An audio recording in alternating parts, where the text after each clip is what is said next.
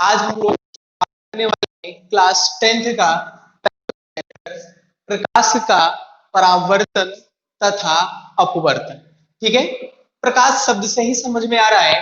प्रकाश एक ऐसी चीज होती है जो हम क्या करते हैं, उसको हम संसार को देखने के योग्य मानते हैं। ठीक है, इसको हम ऊर्जा की कैटेगरी में भी डाल सकते हैं। ठीक है, तो कहने का मतलब ये है हम प्रकाश को ऊर्जा मानते हैं। ठीक है, जो हमारे बॉडी के लिए भी जरूरी है। ठीक है ना, हमें चीजों को देखने के लिए भी जरूरी है। ठीक है, तो उसी के आधार पे हम लोग क्या करेंगे, सबसे पहले टॉपिक जो हमारा है, हम पहले प्रकाश को समझेंगे। प्रकाश क्या होता है, कैसे होता है। ठीक है ना, तो यहाँ पे हमारा जो पहला टॉपिक है वो है प्रकाश।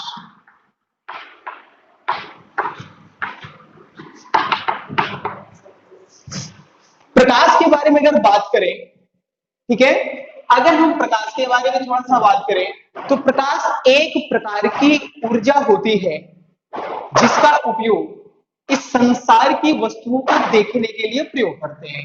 जनरली हम लोग अभी यही पढ़ेंगे। ठीक है ना, आगे चल करके हम लोग प्रकाश को डिफाइन करेंगे अच्छे से, जब अच्छे मतलब आगे क्लास। ठीक है, तो हम लोग यहाँ पे बात करते हैं प्रकाश। ठीक है, प्रकाश की परिभाषा नॉर्मली अभी लिख सकते हैं। प्रकाश प्रकाश एक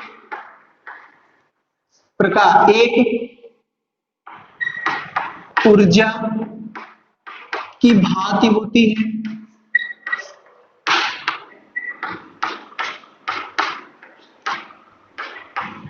जिसका उपयोग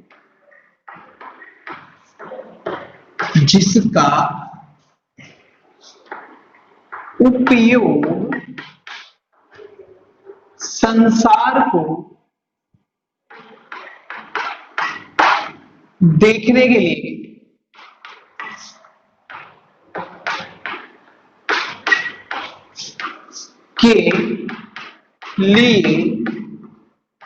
प्रयोग करते हैं।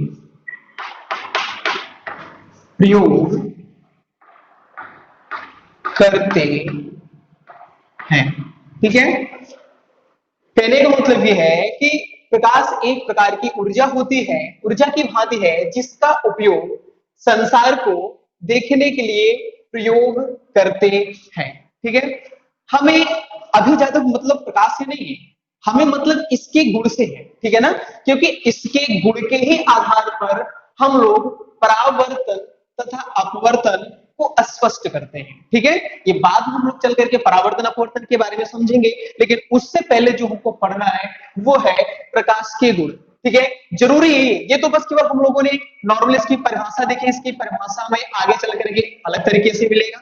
ठीक है ना, लेकिन अभी जो हमें पढ़ना है इसके गुण पे विशेष ध्यान देना है। इसके गुण के आधार पर ही हम लोग दर्पण को और लेंस में किस तरह से प्रतिबिंब का निर्माण करते हैं। ठीक है ना, और कैसे कैसे हमें इसके आधार पर न्यूमेरिकल को सॉल्व करना है, इसके आधार से हम लोग काम कर सकते हैं। तो हमारा जो अगला टॉपिक है वो है प्रकाश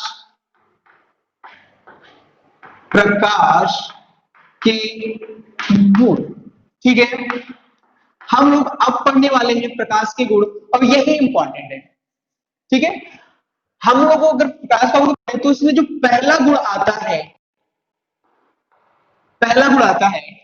गुण इसका ये होता है जो कि इंपॉर्टेंट है डायग्राम के लिए, कि प्रकाश सीधी रेखा में चलता है। ठीक है, प्रकाश कैसे चलता है, सीधी रेखा में चलता है। जैसे एग्जाम्पल के तौर पे अगर हम लोग बात करें, तो अगर हम बात करें जैसे हमारे घर में जो टॉर्च वगैरह होते हैं, जब हम लोग टॉर्च की लाइट को क्या करते हैं, जलाते हैं, देखते क्या है, जो टॉर्च की लाइट के जो प्रकाश चलते हैं वो आड़ा टेढ़ा ना चल करके सीधा चलता है। ठीक है, तो हम लोग इसको देखते हैं तो हम लोग ये कह सकते हैं प्रकाश सदैव सीधी रेखा में चलता है, एक बार नहीं, ये हमेशा ही सीधे चलता है। ठीक है, हम लोग लिख सकते हैं पहला जो गुण होगा उसको हम लिख सकते हैं प्रकाश सदैव सीधी रेखा में चलती है, रेखा में चलती है। प्रकाश सदैव सीधी रेखा में चलती है। ठीक है, अगला क्या होगा, अगले गुण की बात करें, प्रकाश किसी माध्यम पे निर्भर नहीं करता है। यह भी सबसे बड़ा क्वेश्चन है, क्या प्रकाश किसी माध्यम पर निर्भर करता है? तो प्रकाश किसी माध्यम पर निर्भर करता नहीं है। तो यहां पे हम लोग लिख सकते हैं प्रकाश किसी माध्यम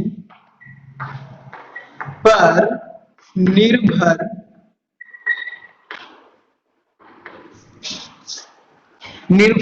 नहीं करती है।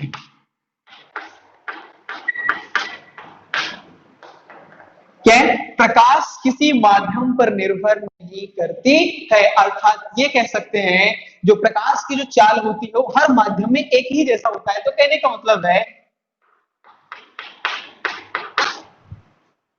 और अगला जो है इसका गुण, प्रकाश की चाल होती कितनी है, वो भी निर्वात में, ठीक है ना। तो अगर हम बात करें प्रकाश की चाल की, तो निर्वात में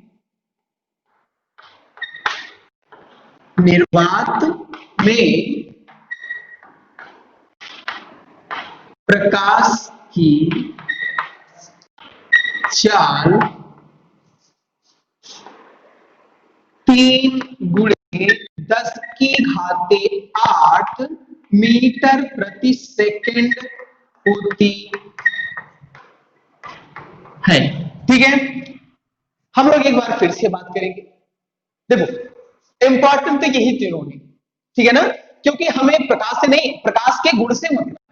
ठीक है, तो पहला क्या है, प्रकाश सदैव सीधी रेखा में चलता है, स्ट्रेट। ठीक है, प्रकाश किसी माध्यम पर निर्भर नहीं करती है, एक ये हो गया। निर्वात में जो प्रकाश की चाल होती है वो होती है 3 गुणे 10⁸ मीटर प्रति सेकेंड। ठीक है, अगर प्रकाश के माध्यम में हम लोग क्या करें, अगर रास्ते में उसके कोई माध्यम रख दें तो चाल उसकी 3 गुणे 10⁸ मीटर पर सेकेंड ही रहेगी। ठीक है ना, भले ही टकराने के पश्चात भले इधर उधर हो जाए, लेकिन उसकी चाल यही रहती है। तो हम लोग ये कह सकते हैं ये नियत होती है, ये इसको नियतांक भी मान सकते हैं, क्योंकि ये वैल्यू घटती है ना तो बढ़ती है। तो हम लोगों ने क्या देखा, प्रकाश के गुण में इन तीनों गुणों को स्पष्ट रूप से हम लोगों ने देख लिया। ठीक है, चलिए अब हम लोग बात करते हैं, एक बार फिर से चैप्टर के पास चलते हैं। चैप्टर का नाम क्या है, प्रकाश का परावर्तन तथा अपवर्तन। ठीक है, हम लोगों ने प्रकाश को समझा। अब प्रकाश को समझने के बाद हम लोग सबसे पहले जो पढ़ेंगे वो है परावर्तन। अच्छा, परावर्तन शब्द से ही स्पष्ट हो रहा है परावर्तन का मतलब क्या होता है, जैसे कि पढ़ने के बाद वापस लौट जाए। ठीक है, परावर्तन का मतलब ये होता है, अगर कोई चीज जैसे मान लेते हैं मार्कर है, इस मार्कर को अगर हम लोग इस बोर्ड पे अगर क्या करेंगे, फेंकेंगे, बोर्ड की तरफ जो फेंकने के बाद क्या करेगा, बोर्ड इसको टक्कर देगा और ये पुनः क्या करेगा, वापस लौटाएगा। तो इसको हम लोग क्या बोल सकते हैं, इसको हम लोग परावर्तन बोल सकते हैं कि टकरा करके वापस लौट आना। ठीक है, तो वैसे ही हमें किसको टकराना है, यानी कौन सी चीजें टकराएगी। तो यहां पे अगर हम बात करेंगे प्रकाश का टकराना, ठीक है, कि प्रकाश किसी चीज पर पड़ने के बाद टकरा करके किस तरह से वापस लौटता है, इसी चीज को हम लोग बोलेंगे प्रकाश का परावर्तन बोलेंगे।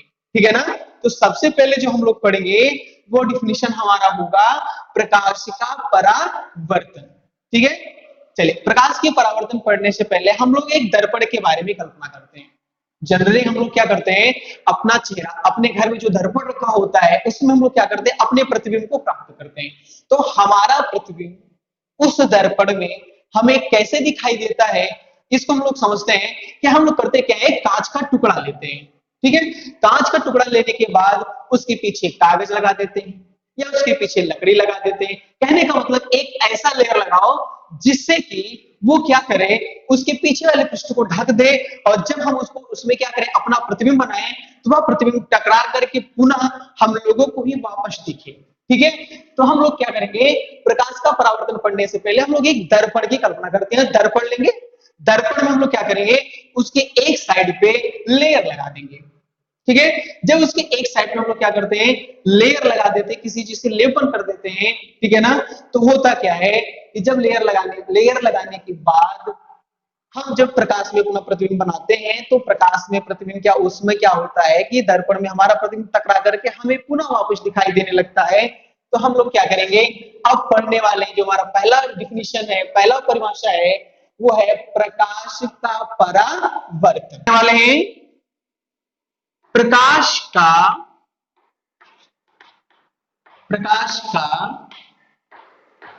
परावर्तन। चलिए, डिफिनीशन पढ़ने से पहले हम इसको चित्र के माध्यम से समझेंगे, ठीक है। हम चित्र के माध्यम से समझेंगे तो हमारी जो परिभाषा है वो और भी आसान हो जाएगी, ठीक है। जैसे अगर हम लोग बात करें, जैसे एक हम लोग दर्पण ले लेते हैं, ठीक है। अब ये दर्पण नहीं है, अब ये कांच का टुकड़ा है। दर्पण बनाएंगे कैसे, इसके एक पृष्ठ पे हम लोग क्या करते हैं, कलई कर देते हैं। कलई का मतलब किसी चीज से पॉलिश कर देंगे जिससे कि प्रकाश इस माध्यम से इस माध्यम में वापस ना आ सके। तो अगर हम लोग माध्यम की बात कर रहे हैं तो माध्यम को भी लिख सकते हैं, ये हमारा पहला माध्यम है और ये हमारा दूसरा माध्यम है, ठीक है। ये पहला माध्यम हो गया और ये हमारा दूसरा माध्यम हो गया।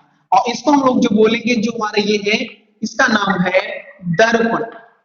क्या बोलेंगे इसको हम लोग, दर्पण बोलेंगे। तो हम लोग क्या देखते हैं कि यहाँ पे हमारे पास एक दर्पण है, ठीक है ना। अच्छा, दर्पण होता कैसा है, दर्पण एकदम चिकना होता है, स्मूथ होता है, ठीक है। उसकी सतह पॉलिशदार होती है। जो चीज चिकना होता है उसे हम पॉलिशदार भी कह सकते हैं। चिकना, पॉलिशदार, जो भी बोले वो दर्पण के लिए अवेलेबल है। तो हम लोग क्या कह सकते हैं, कोई पॉलिशदार सतह अर्थात दर्पण। जो पॉलिशदार सतह होता है वो दर्पण की तरह बिहेव करता है। जैसे अगर हम लोग, जैसे जो घर में जो टाइल्स वगैरह लगे होते हैं वो भी देखो बड़े चिकने होते हैं। कभी कभार अगर हम लोग देखें तो टाइल्स में भी हमको अपना प्रतिबिंब दिखाई देता है, तो हम लोग उसको दर्पण, हम लोग उसको दर्पण बोल सकते हैं। तो वैसे ही यहाँ पे हम लोग क्या कह सकते हैं, हमारे पास एक चिकनी सतह, पॉलिशदार सतह है, जिसे हम लोग क्या कह सकते हैं, दर्पण कह सकते हैं, मिरर कह सकते हैं, ठीक है ना।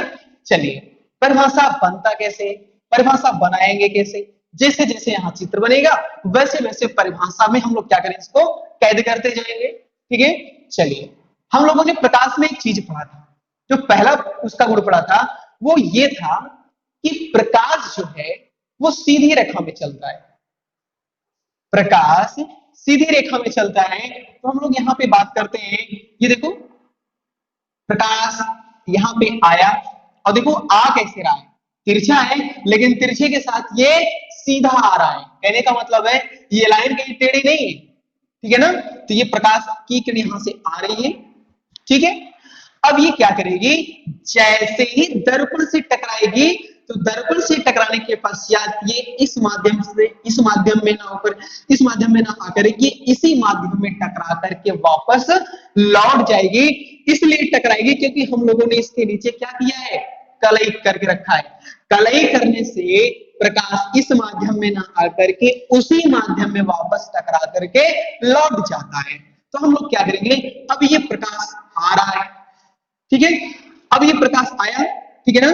तो हम लोग क्या बोलेंगे, अब ये आ रहा है, जिसे हम लोग नाम दे सकते हैं आपतित प्रकाश की किरण। क्या बोल सकते हैं, आपतित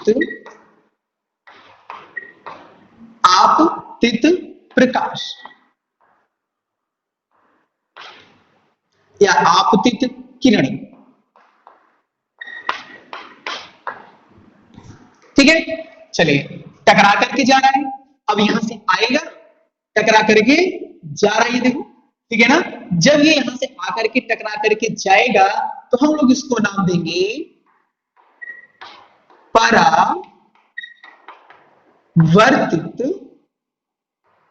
परावर्तित किरण।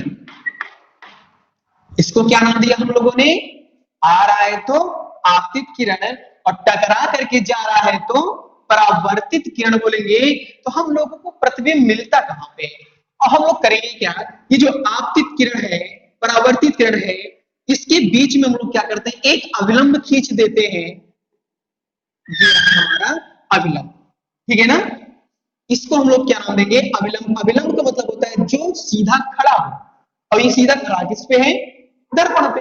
तो हम लोग क्या बोलेंगे, इसको अविलंब बोलेंगे। तो लोग इसका नाम दे सकते हैं अभिलंब। ठीक है, चलिए और चीजें क्या देखते हैं। आपतित किरण, परावर्तित किरण, अभिलंब जिस बिंदु पे मिलते हैं, दर्पण के जिस बिंदु पे मिलते हैं, हम लोग उस बिंदु को नाम देते हैं क्या, उस बिंदु को हम लोग बोलते हैं आपतन,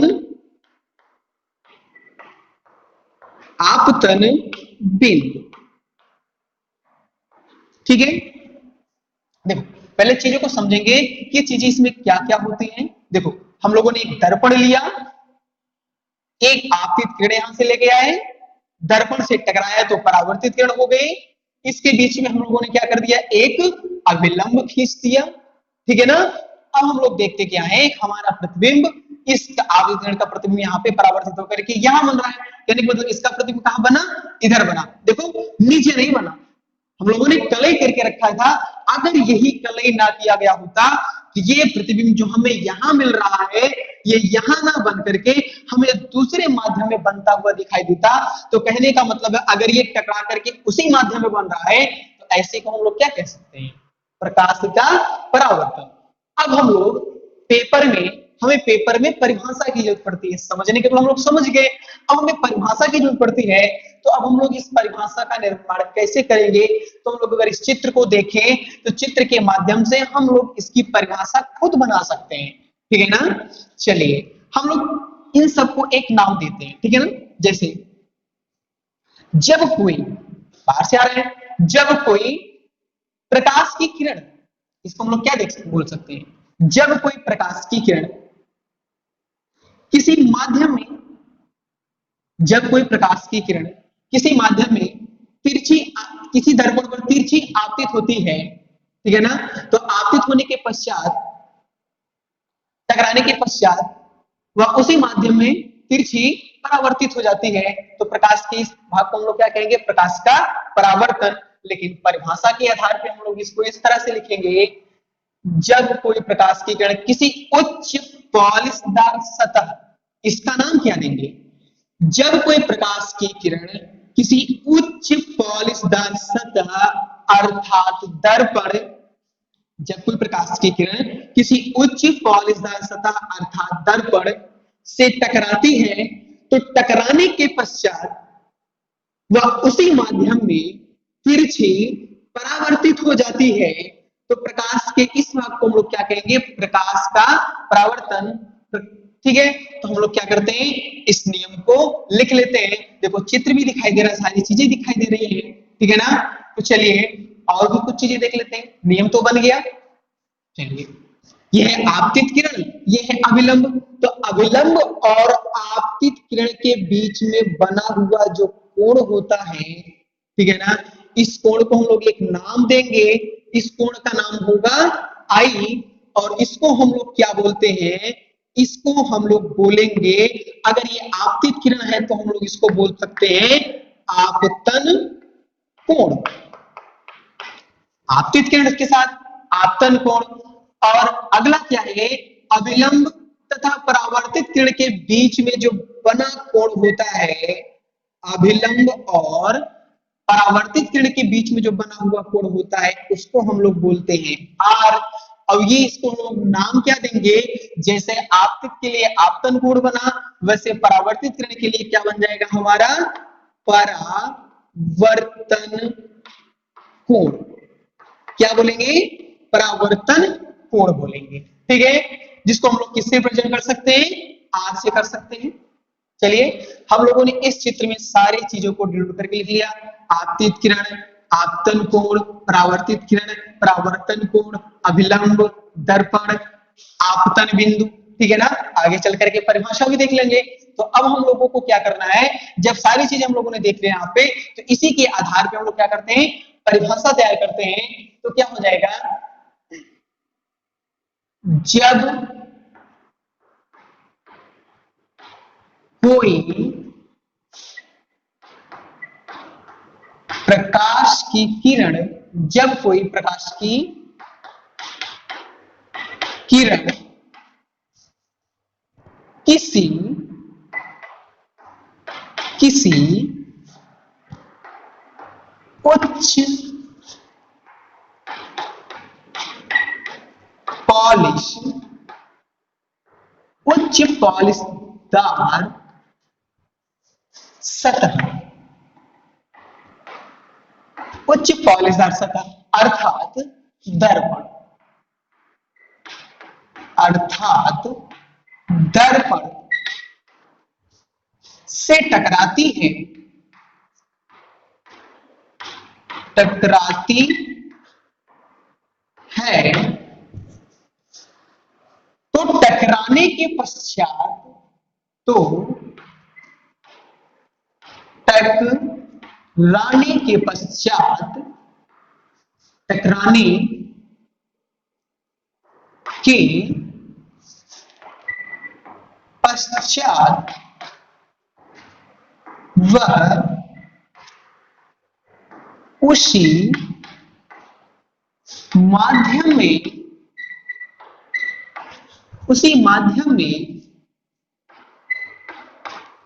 तिरछी उसी माध्यम में तिरछी परावर्तित हो जाती है,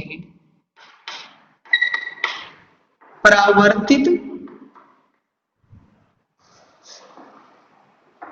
हो जाती है और प्रकाश के इस घटना को, प्रकाश के इस घटना को प्रकाश का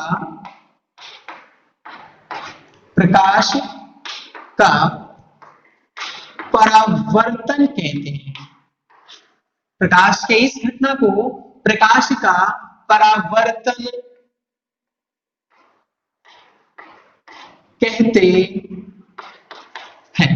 ठीक है, चलिए एक बार हम लोग इस चित्र को देखते हैं। देखो, एक एक शब्द को देखेंगे और इस चित्र को देखेंगे। जब कोई प्रकाश की किरण, देखो, जब कोई प्रकाश की किरण किसी उच्च पॉलिशदार सतह अर्थात दर्पण से टकराती है, तो टकराने के पश्चात वह उसी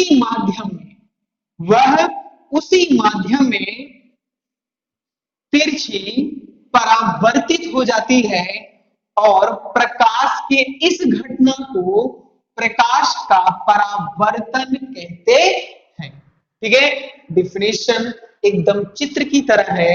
अगर हम चित्र को अगर बढ़िया से समझते हैं, स्पष्ट रूप से अगर समझ चुके हैं, तो हम लोग इसके परिभाषा को भी समझ चुके हैं।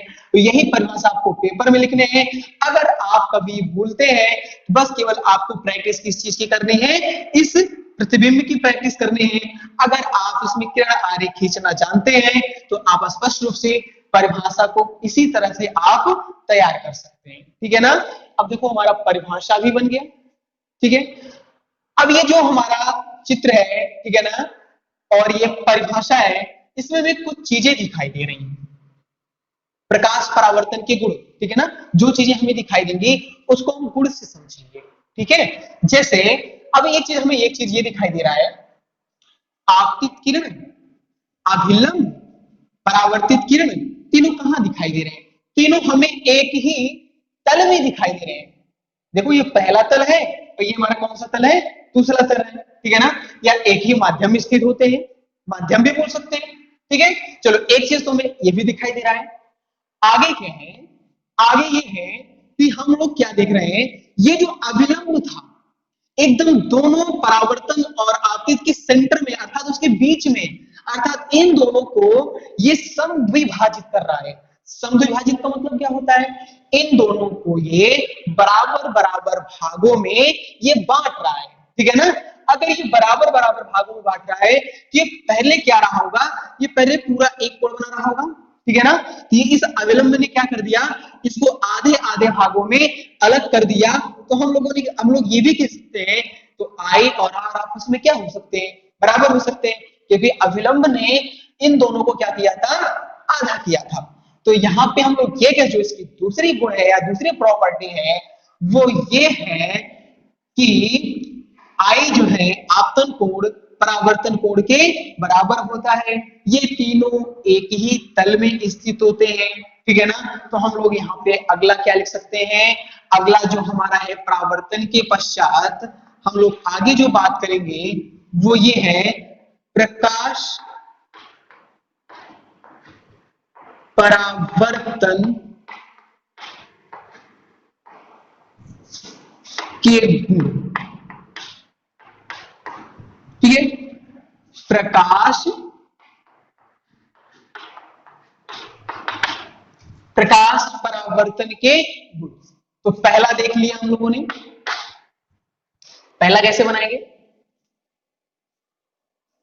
आपतित किरण या ऐसे कह सकते हैं आपतन बिंदु पर स्थित, ये कहां स्थित है, ये जो तीनों हम लोगों को दिखाई दे रहे हैं आपतित, अभिलंब, परावर्तित, ये कहां दर्पण के किस पॉइंट पे है, आपतन बिंदु, जिसको हम लोगों ने नाम क्या दिया था, आपतन बिंदु नाम दिया था, ठीक है। तो हम लोग इसको क्या कह सकते हैं, आपतन बिंदु, ये तीनों आपतन बिंदु पर ही स्थित है। तो हम लोग ये कह सकते हैं आपतन आपतन आपतन बिंदु पर स्थित आपतित किरण, आपतित किरण परावर्तित किरण,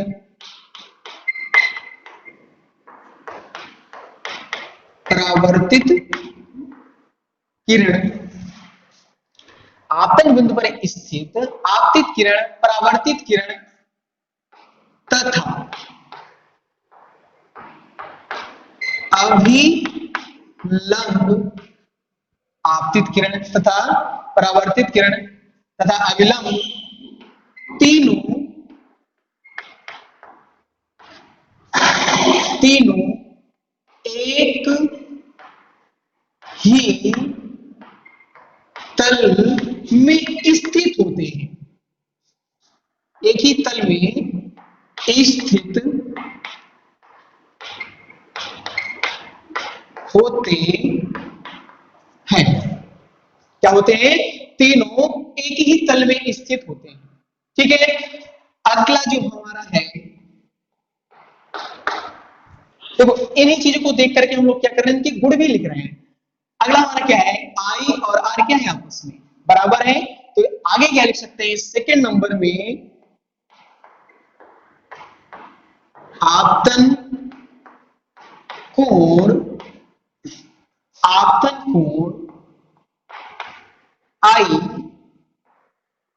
तथा परावर्तन कोण, आपतन कोण आई तथा परावर्तन कोण आर आपस में बराबर होते हैं, बराबर होते हैं, ठीक है। तो इसको हम लोग क्या लिख सकते हैं, कोण आई बराबर कोण आर, ठीक है। चलिए हम लोगों ने प्रकाश परावर्तन को समझा, ठीक है ना, चित्र देखा, चित्र के माध्यम से परिभाषा बन गया, चित्र के माध्यम से इसके गुण स्पष्ट हो चुके हैं, ठीक है ना। अब हम लोग प्रकाश परावर्तन के बाद अब हम लोग जो पढ़ने वाले कुछ नोट में हम लोग क्या करेंगे, कभी कभार होता क्या है, कभी तुमसे पूछ लेता आपतन कोण क्या होता है, तो हम लोग नहीं बता पाते, परावर्तन कोण क्या होता है नहीं बता पाते हैं। तो इसके बाद हम लोग नोट में आगे चल करके नोट में आपतन कोण की परिभाषा और परावर्तन कोण की परिभाषा को भी क्या करेंगे, स्पष्ट कर लेंगे, ठीक है। आगे हम लोग देखेंगे नोट, ठीक है। नोट में जो पहला होगा हमारा उसको हम लोग लेके इसका आपतन कोण की परिभाषा। आपतन कोण आई, इसमें हम लिख सकते हैं अभिलंब अभिलंब अभिलंब तथा आपतित अभिलंब तथा आपतित किरण अभिलंब तथा आपतित किरण के बीच बना कोण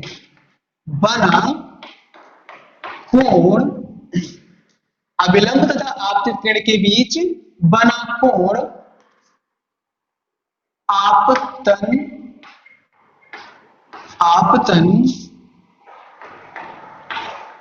कोण कहलाता आपतन कोण कहलाता है। इसे स्मॉल आई से प्रदर्शित करते हैं, प्रदर्शित करते हैं।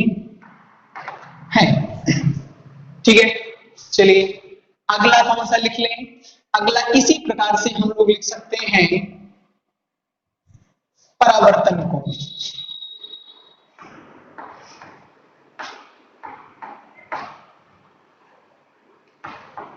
परावर्तन कोण, परावर्तन कोण में क्या लिखेंगे, ऐसे ही रहेगा सेम, अभिलंब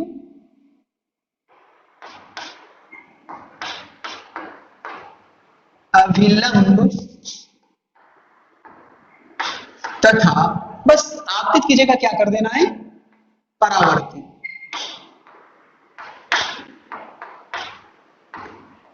परावर्तित अभिलंब तथा परावर्तित किरण के बीच बना कोण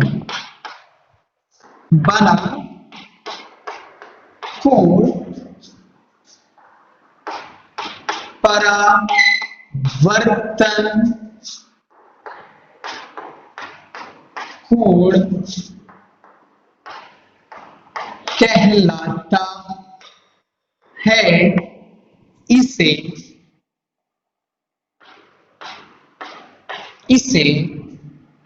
स्मॉल आर से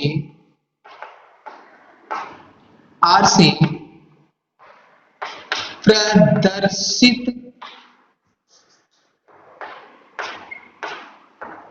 करते हैं। ठीक है।